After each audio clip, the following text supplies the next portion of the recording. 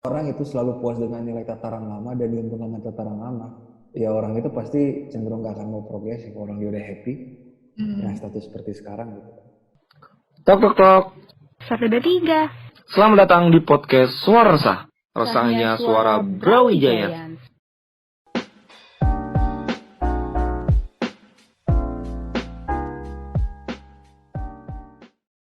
Baik, selamat siang. Assalamualaikum warahmatullahi wabarakatuh.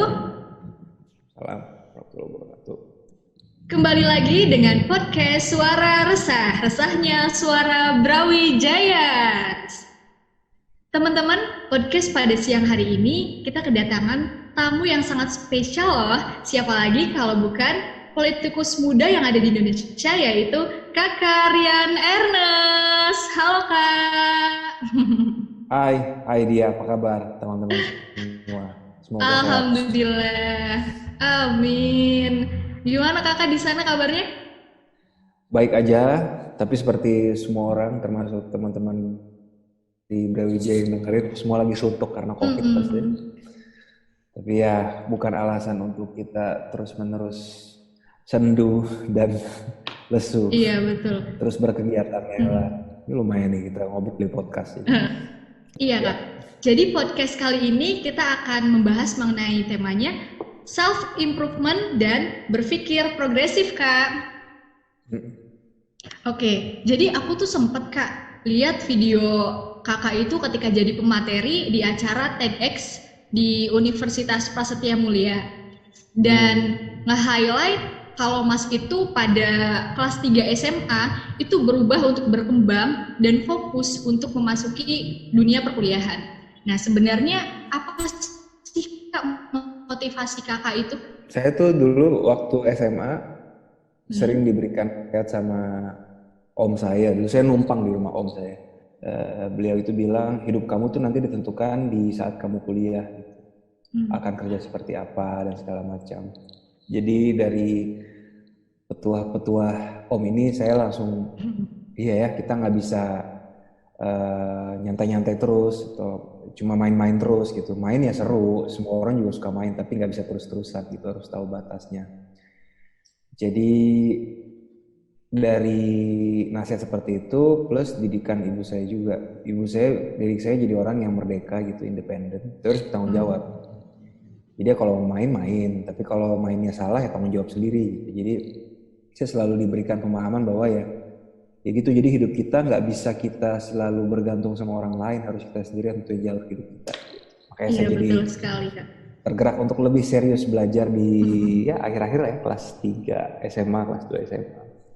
Sampai di saya belajarnya saya bukan orang yang pintar, bukan orang yang jenius jelas. Saya juga pernah dapat Eko di kuliah tapi belajar terus aja, fight terus aja. Karena hidup kita yang tentukan. Selama di dunia perkuliahan ya Kak, apa sih yang kakak pikirkan gitu? Sebagai mahasiswa kita tuh tugasnya harus apa sih gitu Kak? Kalau saya sih tergantung nih. Ada kayak misalnya Valdo Maldini gitu, teman saya. Pada saat masih di UI pun Valdo udah fokus banget bicara kebijakan publik gitu kan, menyuarakan kegundahan politiknya melalui jalur organisasi dan bahkan demonstrasi. Beda-beda, nggak ada yang benar, nggak ada yang salah.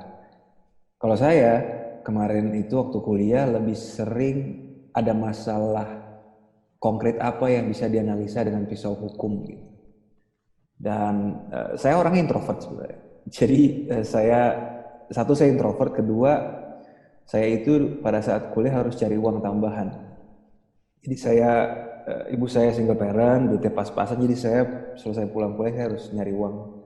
Dulu modeling lah, apa gitu. Jadi nggak ada waktu ekstra buat organisasi mahasiswa. Jadi saya dulu kerjaannya kuliah, tenggelam di perpustakaan, lalu kerja di luar. Gitu. Nah, pada saat di perpustakaan misalnya saya cari-cari informasi soal hukum untuk mengkaji permasalahan hukum dari pisau hukum yang ada. Itu tugas mahasiswa sih. Mahasiswa harus sudah bisa memilih bidang apa yang dia suka seharusnya ya. Pada saat masuk S1 tuh harusnya udah tahu jurusan ini yang akan saya gunakan sebagai tumpuan hidup saya gitu. Baik dari sisi subjeknya maupun spesifikasinya. Dan harus dibiasakan dari sejak bangku kuliah itu melihat persoalan langsung di lapangan.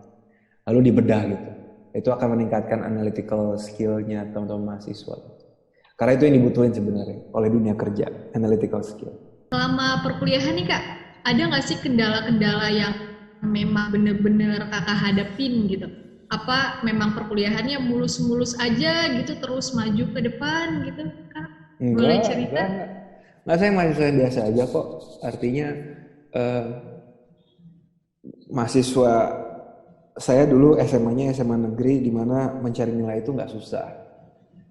Lalu tempo saya bekerja, tempo saya belajar, itu saya bawa di bangku hukum UI di semester pertama. Akhirnya saya hancur kok IP-nya semester pertama. Jadi harus manggul balok gitu untuk bisa naikkan IP. Dan paling tidak di zaman saya dulu di UI mencari nilai nggak gampang sama sekali. Jatuh bangun juga, pernah gagal di beberapa mata kuliah harus ngulang gitu. Bahkan saya pernah dapat E gitu di sebuah mata kuliah gitu, apapun alasannya. Jadi saya bukan orang yang sebenarnya mengatakan diri sebagai jenius atau pintar, tapi saya fight terus aja gitu, fight dan fight terus gitu loh, dan kerja keras. Jadi jatuh bangun juga sih, tapi ya untungnya ya saya bisa fight terus, bisa hidupin diri saya sendiri, dibantu keluarga besar juga, tapi bisa artinya mainnya tetap jalan, tapi kuliah juga tetap jalan, cari uangnya juga tetap jalan. Pinter-pinternya kita ngatur diri sendiri lah. Makanya kembali lagi ke kitanya gitu, harus kitanya sendiri nih yang mengambil keputusan, gak bisa bergantung sama orang. Kitanya harus mandiri. Betul. Nah itu kan kakak kan sambil belajar gitu, sambil nyari uang juga sendiri gitu. Itu ngebagi waktunya sulit nggak sih Kak? Enggak kok. Asal tahu prioritas gitu. Nah ini sebenarnya makanya tergantung dari jurusan yang diambil dan kampus yang diambil. Tapi kalau zaman saya dulu tuh, yang penting saya kuliah jangan pernah bolos, tugas dibikin, baca tetap jalan. Tapi baca yang intens banget saya aja lakukan biasanya itu 2 minggu lah sebelum UAS gitu. Jadi pada saat bukan lagi pekan ujian, saya bisa banget kok atur waktu antara cari uang dengan juga nyantai-nyantai main gitu. Kadang-kadang sama teman-teman nonton misalkan, atau nongkrong gitu ya. Sama kok sama seperti mahasiswa lainnya. Cuma mahasiswa itu harus tahu prioritas sih. Nggak bisa main terus, atau nggak bisa cuma belajar terus. Harus bisa cari balance juga gitu. Karena perkuliahan itu menjadi juga wadah yang penting untuk networking atau membangun jaringan. Iya betul Kak. Nah ini menjadi modal yang sangat besar untuk siapapun nanti lulus dari bangku kuliah. Karena nah ini terutama teman-teman yang saat ini sedang kuliah atau yang baru lulus kuliah. Saya dengan sangat sedih mengatakan memang teman-teman ini dalam keadaan yang sangat tidak diuntungkan karena COVID. Program magang ditutup, jadi bukan hanya bicara pembukaan pegawai tetap ya, untuk permagangannya itu benar-benar ditutup banget itu yang sifatnya hanya belajar gitu ya. Dan kita nggak tahu di titik kapan berapa tahun dari sekarang baru keadaan bisnis akan normal lagi. Jadi teman-teman ini harus benar-benar bangun jaringan juga di kampus. Karena dengan jaringan lebih luas lagi, teman-teman juga pergaulan lebih diterima di banyak tingkatan lagi, akan membuka peluang teman-teman terhadap bursa kerja yang saat ini lagi susah. Teman-teman pasti. Semoga lah bisa pulih teman-teman. Tetap optimis saja. Amin. Bener Kak. Tegang nggak sih teman-teman yang di Brawijaya pasti kan lagi COVID gini yang baru-baru lulus? Dak-dikduk nggak sih? Aku sih dak-dikduk kalau gini kalian. Ya, jadi gini teman-teman nanti akan dihadapkan dengan ini berbagi realita ya. Teman-teman yang baru lulus sekarang kan mungkin selama 6 bulan setahun ke depan kan susah mendapatkan pekerjaan. Tetapi kan jumlah lulusan juga nggak berkurang kan. Dari yang tahun-tahun di belakangnya kan akan tetap keluar kan lulusan-lulusan. Jadi pada saat nanti keadaan sudah normal dan belum akan langsung normal, jadi kan butuh tahapan ya untuk memperbaiki kapasitas bisnis sampai seperti biasa lagi. Jadi kan lowongan akan lebih dikit dibanding sebelumnya, plus yang apply atau daftar tuh akan ada berapa kali lipat. Jadi persaingan akan lebih gila lagi. Iya, jadi justru di saat lagi COVID kayak gini tuh banyakin ngambil online course, beberapa perpustakaan online kan membuka akses bisa baca buku gratis. Kayaknya harus tingkatkan self improvement pada saat lagi masa seperti ini, justru bukan malah banyak main. Hmm. Karena persaingan nanti begitu lowongan kerja buka tuh lebih gila-gilaan. Iya betul banget Kak. Iya Kak. Nih berbicara mengenai perkembangan ya, pastinya kan Kak ada yang namanya peran untuk berpikir progresif nih Kak. Di dunia perkuliahan maupun di dunia kerja, seberapa pentingnya sih Kak untuk berpikir progresif menurut Kakak sendiri? Ada bagus deh di biografinya Steve Jobs. Saya lupa, mungkin saya menempatkan konteksnya nggak terlalu akurat karena saya lupa konteksnya juga. Tapi ada slogan yang sangat bagus yang Steve Jobs bilang, ya stay hungry, stay foolish gitu. Pada saat kita ngelihat keadaan ini nggak baik-baik banget gitu, banyak hal yang bisa diimprove. Menurutku ya itu udah jiwa progresif sebenarnya udah ada. Sekarang pertanyaan terbesar bagi orang yang merasa progresif itu harus ada, apa yang mau Anda lakukan atau apa yang Anda sudah lakukan gitu, untuk bisa mengejar ketertinggalan itu. Nah, jadi kalau kita punya spirit seperti itu, kita akan selalu merasa yaitu lapar dan bodoh gitu. Kita selalu merasa gelas kita nggak pernah penuh. Kita selalu merasa haus ilmu gitu loh. Selalu nanya, selalu punya inisiatif gitu. Maka saya percaya sikap-sikap progresif itu semakin banyak diterapkan dan semakin real dilakukan, keadaan kita akan jauh lebih baik dalam segala hal, mau bilang politik kayak, mau bilang di dalam kantor kayak, atau dimanapun, bahkan di perkuliahan pun. Tapi ya musuh dari menjalankan sikap progresif ya adalah diri kita sendiri, karena kita mager, karena kita suntuk, karena kita hopeless. Banget, Kak. Atau enggak kadang-kadang kita nggak mau dijudge sama orang sebelah kita. Lu so suci lo, lu so aktif lo gitu. Jadi selalu musuh dari progresif itu bukan orang luar sebenarnya sih, tapi kita sendiri sih. Tapi kalau kita punya tekad yang kuat untuk menciptakan hal yang lebih baik, menciptakan iklim lebih baik daripada hari ini, ya selalu ada ruang kok. Dan nggak mesti besar-besar banget. Dari hal yang kecil aja sikap progresif itu. Contoh sikap progresif misalkan. Ini ada kebiasaan yang buruk banget misalkan. Buruk banget di Indonesia soal jam karet. Bilangnya kita mau ketemuan jam 3 gitu. Baru ngumpul jam setengah 4. Ini kan nilai-nilai masih banyak banget bercokol. Masih banyak banget kan. Ini kan nilai-nilai lama yang bercokol sekian lama. Dan semua orang tuh udah pasrah. Udahlah, emang kita begini. Nah, tapi kalau di sisi pergaulan kita aja, kita udah mulai bikin kayak rule of game baru. Woi, kita kalau jam 3 ya. Jam 3:05 kita tungguin, kalau nggak kita tinggal. Itu kan menurut aku sikap progresif. Jadi progresif itu nggak usah bicara soal tataran kebijakan publik yang kita soal lingkungan, kita soal apa lagi ya, soal soal gender equality gitu. Jadi ada hal-hal yang sebenarnya lebih dekat dibanding kita kok. Nah kalau kita sama hal yang terdekatnya belum terbiasa progresif, apalagi hal yang jauh gitu. Jadi selalu saya tekankan buat teman-teman yang rekan-rekan muda, nggak usah bicara yang besar atau grandeur gitu. Dari hal terdekat sama kita aja. Nanti udah jadi kebiasaan, habit, baru nanti teman-teman akan suatu saat dapat tanggung jawab yang lebih besar. Tadi kakak kan bilang kalau misalkan orang itu kadang itu mager gitu Kak. Nah kalau menurut kakak sendiri itu gimana sih Kak untuk orang yang mageran tapi pengen progresif tapi bingung mau mulainya itu harus bagaimana gitu Kak? Kalau menurut kakak?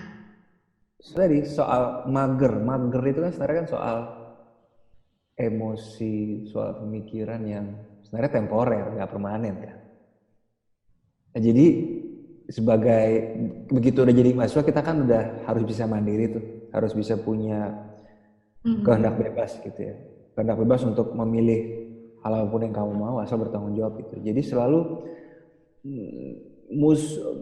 musuh dari sikap mager atau rasa mager ya sebenarnya harus kita sendiri yang ngelawan gitu.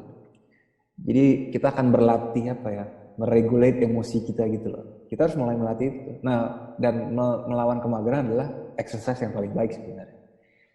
Misalnya, gue mager banget nih, gue cuma pengen di rumah leye-leye. Ya paling enggak lo kalau leye-leye baca buku yang bagus kayak. Jadi sambil lo tiduran pun, leye-leye di kos-kosan, buku yang lo baca itu bagus gitu loh. Atau pada saat, gue mager nih, gue mau Netflixan aja deh. Nontonnya jangan cuma yang cinta-cintaan. nontonlah yang dokumenter yang bagus gitu. Jadi nambah ilmu juga. Jadi mager itu selalu bisa dilawan dengan berbagai cara, dengan strategi macam-macam juga. Dan kalau orang-orang mau bawa isu progresif atau mau coba progresif tapi mager, ya coba yang kecil aja, start small aja kok. Misalnya nih teman-teman bikinnya tulisan pendek-pendek di Facebook gitu, soal apa gitu. Tapi yang sifatnya solutif ya. Jadi meng-highlight sebuah isu, tapi bukan cuma ngomel-ngomel, merepet-merepet, tapi kayak kenapa nggak begini ya. Jadi ada solusi gitu loh. Itu kan melatih teman-teman menciptakan public discourse juga. Siapa tahu ntar ada yang komen, wih ya kita gini aja ya. Atau enggak opini teman-teman yang cuma 3 ini ternyata bisa di forward ke stakeholder yang ternyata relevan gitu. Kan sebenarnya hal kecil, bisa sambil di kos-kosan tidur-tiduran nulis status Facebook. Jadi bisa dari hal kecil, dan dari hal kecil itu sekali lagi saya bilang pasti akan jadi kebiasaan kok. Dan suatu saat pada saat waktunya tepat, saatnya tepat, siapa tahu teman-teman dapat tanggung jawab lebih. Gitu aja kok. Iya, karena teman-temanku pun sendiri masih banyak banget tuh Kak yang pada mager-mageran di kosan, nggak mau ikut kegiatan, tapi timbul gitu pengen rasa untuk pengen berkembang gitu. Tapi mereka kayak bingung, aduh bingung banget mulainya, mau kapan, mau seperti apa gitu, aduh. Itu masih banyak banget sih Kak, teman-teman Memang aku. makanya jadi nggak mesti besar, karena kan kita itu kan di generasi muda itu kan cenderung idealis gitu. Artinya maunya langsung sampai tujuan. Padahal kan untuk bisa langsung sampai tujuan kan butuh waktu yang lama, sumber daya Iya, yang harus ada besar, prosesnya ya Kak. proses timingnya harus pas, faktor keberuntungan atau lucky juga ada. Jadi kan untuk mencapai tujuan akhir tuh nggak gampang. Makanya saya bilang start small aja. Teman-teman nggak mesti bicara isu progresif itu di dalam organisasi yang resmi atau baku gitu. Dengan nongkrong di kantin atau di pojokan kampus selama sejam gitu, iseng-iseng sambil beli snack di Indomaret, Alfamart gitu, ngobrol itu juga menurut aku adalah sebuah sesi yang oke banget untuk saling ngobrol aja. Jadi saling nimpalin aja dengan tanpa pakai baju apapun atau jubah apapun gitu. Jadi nggak penuh praduga gitu loh. Jadi bisa dengan hal yang kecil dan santai sebenarnya. Jadi tergantung teman-temannya gitu. Kayak dulu itu yang aku Jadi lakukan. harus bener-bener harus dari kecil dulu ya Kak. Iya, karena itu dulu aku lakukan. Jadi pada saat aku di kampus di UI Hukum, aku nggak ikut organisasi mahasiswa sama sekali dan nggak ikut politik praktis sama sekali. Tapi yang dulu sering kulakukan kalau perkuliahan lagi santai adalah ya, dan nggak ada PR, nggak ada paper ya kita nongkrong di kantin sambil ngopi gitu ya, sambil ngerokok atau makan gitu, bahas isu aja, tapi nggak terlalu kaku gitu. Kita bisa bertujuh, berdelapan, nanti ada yang, lagi ngomongin apa nih, seru nih, nimbrung. Itu hal yang kecil banget, nggak resmi sama sekali, nggak baku sama sekali, tapi itu malah asik. Itu yang mengasah kepekaan kita. Untuk isu apapun itu. Nggak mesti isu politik. Teman-teman yang suka psikologi, gimana sih, kenapa ya, kok orang Indonesia masih enggan datang ke psikolog buat ngobrol gitu. Itu kan isu yang real banget sebenarnya, buat teman-teman yang sarjana psikologi gitu.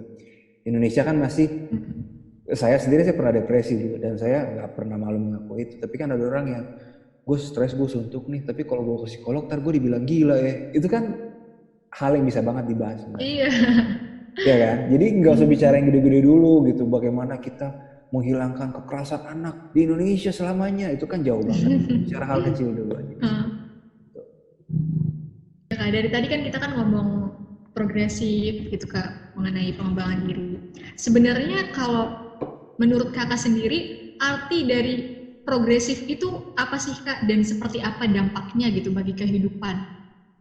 Karena aku jujur belum pernah benar baca literatur yang progresif banget apa gitu. Jadi kayak Bible pergerakan progresif seperti apa gitu.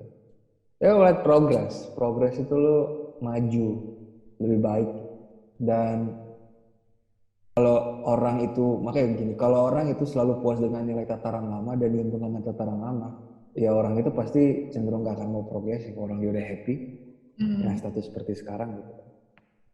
Nah, dan struktur Indonesia itu sebenarnya dalam segala sektor kok, sektor bisnis, sektor politik, itu sebenarnya banyak banget kok golongan-golongan orang yang diuntungkan dengan status quo gitu. Thus mereka lebih senang ya konservatif, gini-gini aja, kita conserve. Conserve itu artinya kita jaga, jangan kita rubah. Nah, progresif itu kan di tataran yang ujungnya gitu. Malah enggak, ini harus kita rubah pelan-pelan. Jadi ya itu progresif. Dan PR utama dari orang yang punya semangat progresif adalah itu, mager.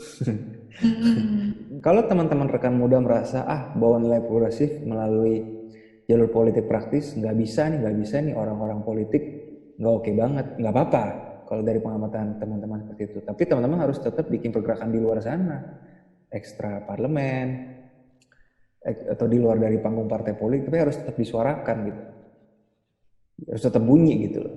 Karena kalau nggak bunyi, ya siapa yang mau bawa public discourse-nya gitu.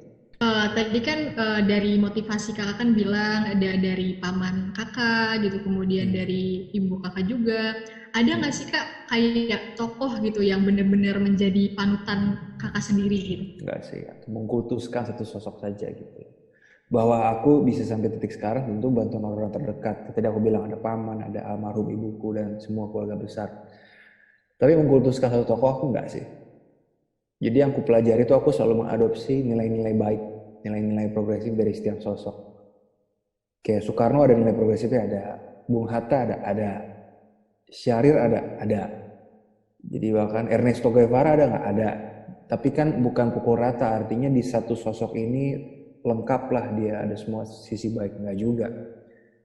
Soekarno ada beberapa catatan-catatannya juga, Ernesto Guevara juga. Jadi dan nggak mesti di politik kayak Steve Jobs. Steve Jobs top banget membuat Apple seperti sekarang. Tapi banyak kasih teman-teman yang tahu personality dia di dalam dunia kerja seperti apa. Dia bisa maki-maki orang seenaknya gitu. Jadi saya nggak pernah mengkultuskan satu orang aja, karena orang tuh ada kelebihan dan kelemahan. Kelebihan yang saya adopsi. Itu kalau saya sih. Dan saran saya ke teman-teman muda ya, jangan pernah kultuskan satu orang. Jangan. Sayang, ini harus baca sebanyak-banyaknya, belajar sebanyak-banyaknya. Gitu. Iya kak. Nih kak, setelah kakak lulus kuliah kan kayak banyak sekali gitu perjalanannya, perkembangannya di kehidupan naik turun gitu. Yang mulai kakak gitu kerja di firma hukum, kemudian lanjut lagi menjadi guru, kemudian balik lagi kerja di firma hukum gitu. Sampai kakak sekarang kan terjun ke dunia perpolitikan gitu. Nah, ada nggak sih kayak pertimbangan-pertimbangan yang benar-benar harus kakak ambil, yang pertimbangan matangnya itu seperti apa gitu kak? Pertimbangan matang Untuk memutuskan segala sesuatu dari perjalanan kakak ini?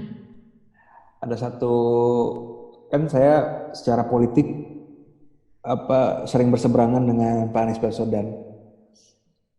Padahal dulu saya kan Indonesia mengajar gitu.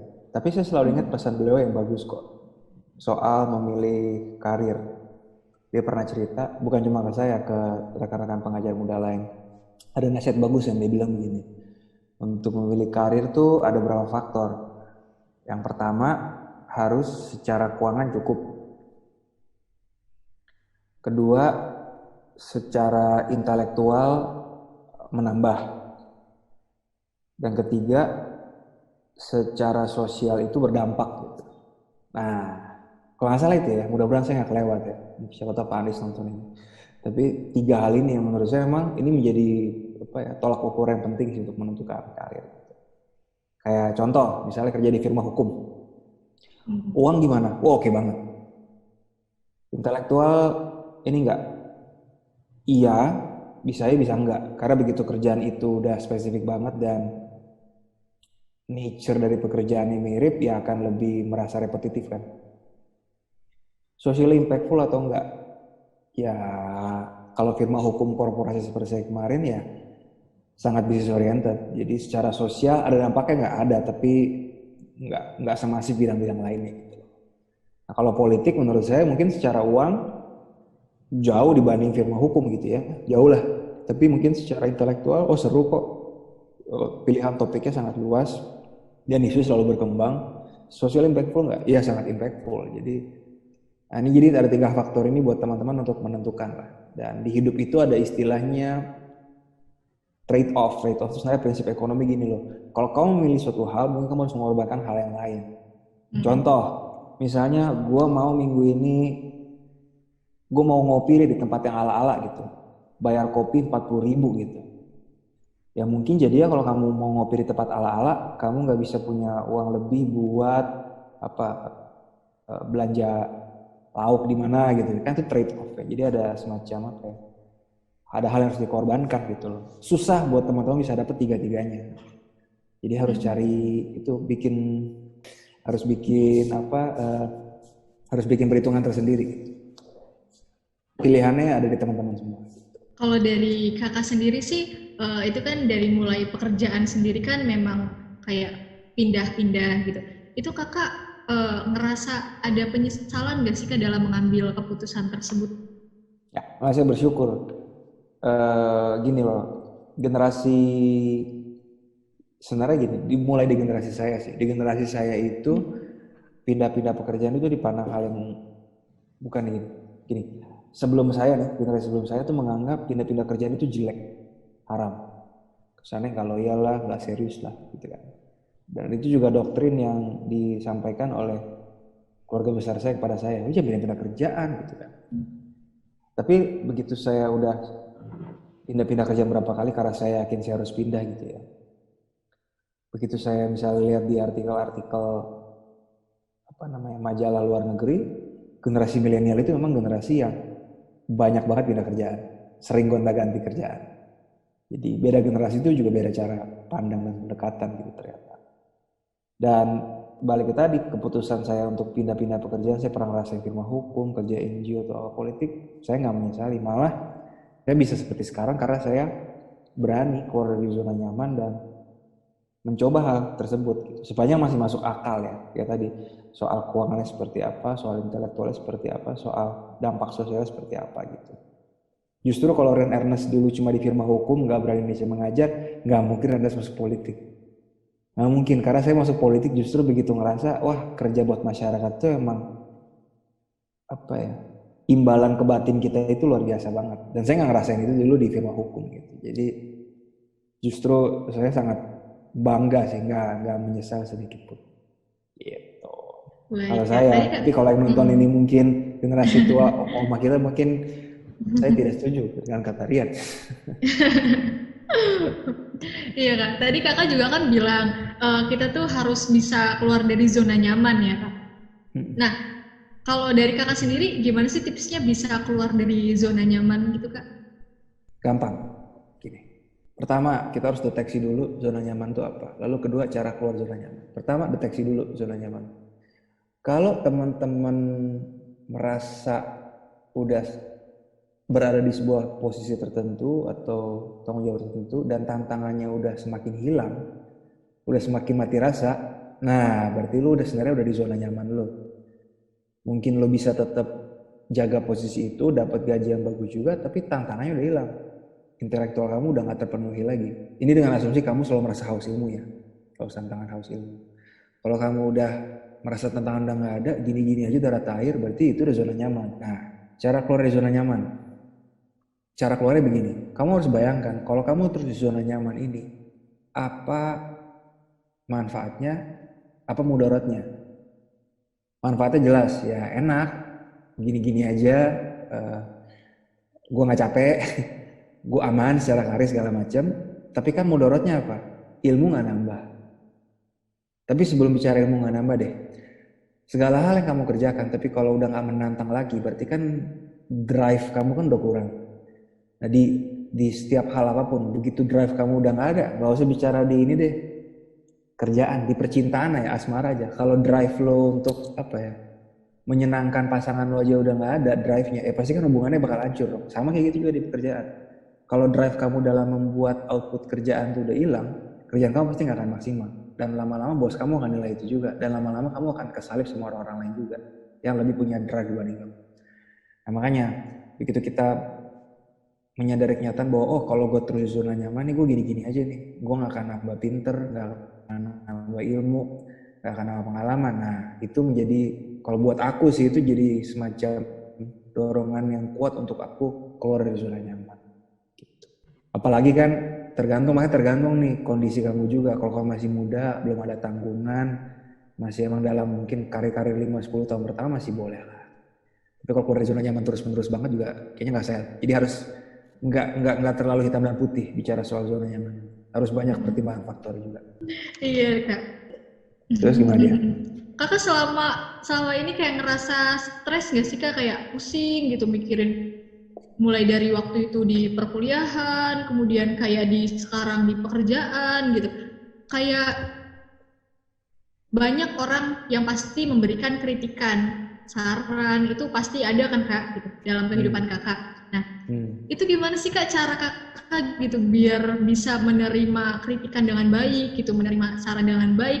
Karena zaman sekarang gitu banyak anak-anak muda yang dikritik, diberikan saran tapi kayak kekeh gitu dengan pendiriannya sendiri gitu, tidak bisa menerima dengan baik gitu. I see. Itu Soal orang ngeritik aku tuh aku selalu nggak kesel, malah seneng. Karena kalau orang ngeritik kita berarti dia masih sayang sama kita. iya betul. Justru malah kalau orang udah nggak kritik kita, coy kita malah, waduh, itu malah bahaya. Kritik dari teman kerjaan, kritik dari bos tuh aku malah seneng, masih sayang sama kita. Kedua, ya, nah ini tergantung. Tapi aku percaya semakin tinggi posisi kamu, mau di bisnis atau di politik atau dimanapun, semakin tinggi posisi kamu kan akan semakin banyak angin. Jadi ya wajar dengan semakin tinggi posisi kamu, tanggung jawab kamu, pasti orang akan semakin banyak kritik kamu. Jadi aku anggap itu wajar aja. Itu. Tapi jangan semua kritik ditelan bulat-bulat. Nah kita harus juga punya filter tersendiri gitu. Iya, Karena kalau kita nggak punya filter, yang ada baper dong. Yang ada udah bikin produk capek-capek 3 hari begadang dikritik sekali, ih kok jelek sih, terus kita baper malah jadi nggak bisa tidur. Rugi di kitanya, seneng orang yang kritik kita malah. Jadi iya benar banget. kayak harus punya bisa mengatur emosi kita. Makanya buku Don't Start the Small Stuff itu buku yang simple tapi oke. Dan saya baca itu SMA, udah tahun 2004 ya saya baca. Dan udah berapa tahun tuh? 16 tahun. Buku yang saya ingat sampai sekarang ditanya apa masih itu. Udah saya baca 16 tahun lalu padahal. Benar-benar memahami banget berarti membaca bukunya ini kakak nih.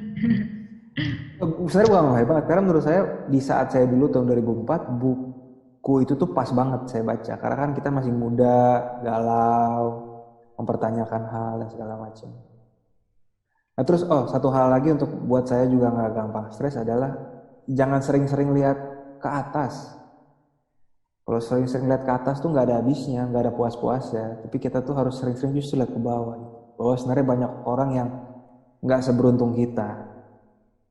Beruntung artinya ya ada kondisi ya kayak contoh, aku nggak pernah ngerasain COVID pada saat baru lulus. Kamu ngerasain COVID pada saat sekarang kan beda kan? Itu ya kan kamu lebih nggak beruntung dalam konteks bursa kerja dan COVID gitu kan. Jadi itu sering-sering lihat ke bawah, jangan ke atas. Kalau lihat ke atas ntar jadi nggak tahu terima kasih. Iya, bener kak. Dan masih banyak gitu mahasiswa juga yang kayak lihatnya ke atas terus, jarang banget gitu. Kayak ada mahasiswa yang lihatnya ke bawah gitu. Bahkan masih banyak mahasiswa. Dan sebenarnya juga menarik kalau misalnya teman muda bisa kritik ini juga.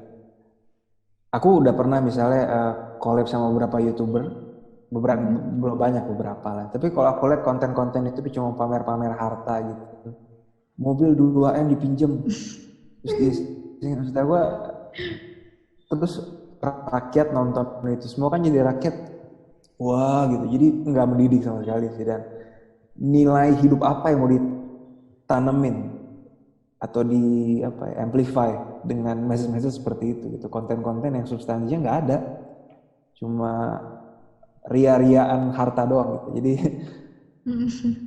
dan kalau ini tapi yang nonton banyak, berarti kan ada demand, ada permintaan juga dari orang. Jadi ini fenomena apa ini? Aku juga nggak tahu menjelaskan, tapi saya sih miris. Terakhir, pesan kakak untuk generasi milenial sekarang dalam hal mengembangkan diri dan berpikir progresif. Gini sih paling, kita semua kan Indonesia nih, tinggal di Indonesia. Indonesia ini sebenarnya konsep. Indonesia ini bukan benda jadi berwujud yang udah begitu aja gitu, terima aja dah. Karena mau nggak diapa-apain, mau dicuekin akan tetap begitu aja. Enggak, kita tuh sebenarnya konsep dan perlu dipelihara dan dirawat. Banyak hal dari Indonesia yang belum ideal. Baca berita koran aja, hampir tiap hari beritanya nggak ideal kok. Jadi kan harus ada hal yang dibenahi gitu. Kita nggak bisa cuma status quo atau gini-gini aja, harus bergerak lebih baik, harus punya spirit progresif.